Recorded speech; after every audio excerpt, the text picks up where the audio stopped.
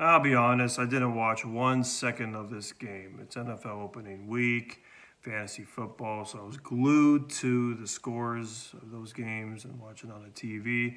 And really wasn't paying the closest attention to the Diamondbacks, but I did catch a few things.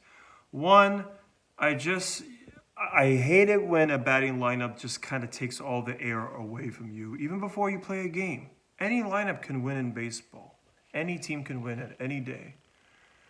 But I would love for someone who isn't a Diamondback fan to just look at the roster from the outside looking in and say, why is Jace Peterson batting second?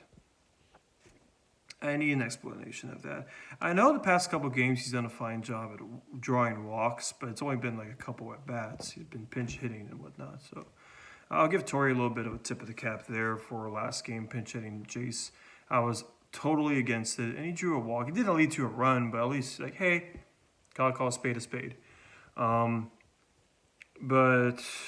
I saw the lineup, I saw who was in it, and just didn't feel all that confident. And then I saw the game open up with Joe Mantiply. And I went, what happened to Brandon Pfaadt? Obviously, I'll know probably a clearer answer if I was to watch the game, but he came in the third inning, and I guess it was kind of the same thing the Yankees did with Severino, where they had him come into the game in the middle of it instead of starting, and it didn't work out. Didn't work out for Pfaadt either. Gave up back-to-back home runs, just like he did against the Reds.